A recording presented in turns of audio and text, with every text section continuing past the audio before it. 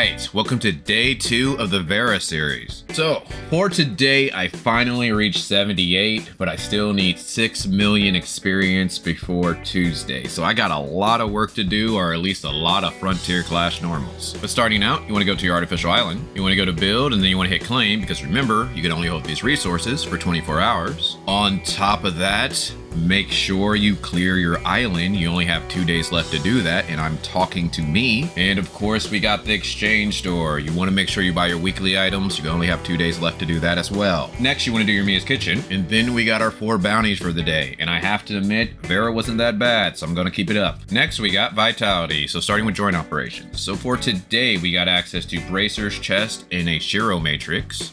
We got access to hands, gloves, and a crow matrix, and we got access to Sadness Valley. So we actually got some pretty good JOs today, but I did want to give you a quick warning. If you are going to roll for Lin and you don't have a lot of weapon materials, you might want to focus on that, which brings us to Interstellar Exploration. So of course you want to check Vera as well as Aspera, so that we can get all of your Stargates, and you want to see if you have any level 3 Stargates, and how you can tell is if this weapon battery category has a 3, it's a level 3 Stargate, and if it has a 2, it's a level 2 Stargate. If you don't have any level 3s or level 2s, you could always do Dimensional Trials. But if you need money, you could always do Space-Time Domains. But again, I recommend that if you don't have max Omnium beacons, you might want to go ahead and do that, so that way you can push towards 80 faster. Then we have our optionals, and that is giving gifts to your 1.0 characters. And the best way to do that is to go to the black market, see this island and do the claw machine, and knock out your 2 trainings for the day. But what is not optional is doing your 6 fun zones and trying to do your 6 Greyspace fishers. And if you need help on how to do that, I got a guide on my channel. Then of course we got our events, Childlike, Innocence. So again, I just recommend that you try to do a lot of world bosses, that way you can get those 40 bubbles for every chest open, and you can clear out the store. And we got our 200 dark crystals for the maintenance, so if you were trying to use the Samir trick, it is gone. But it looks like we're getting a new gacha event on November 22nd as well, and that is where you can get Saki's outfit. Now I'm pretty sure you already know how I feel about this.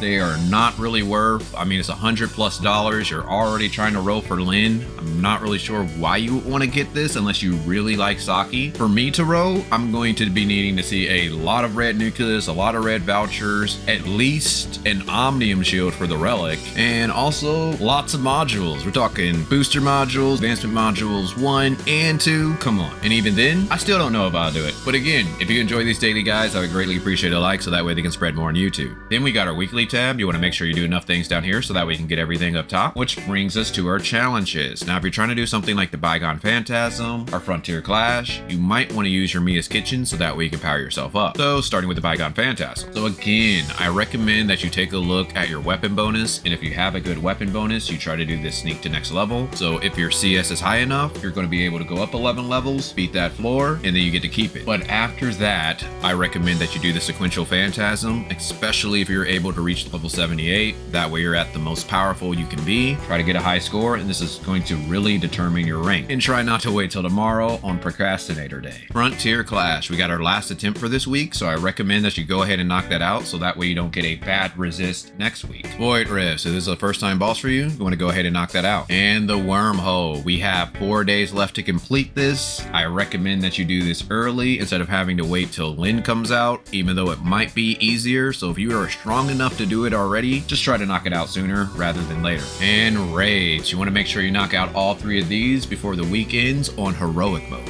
And Apex League, if you're trying to reach Grand Marshal, you might want to put a couple hours in each day. Then we got our daily buys, so you want to go to shop, hot, and then buy your 2 Vitality solutions. Now this is only if you can afford it, which brings us to the Commissary, starting with the Crystal Dust store.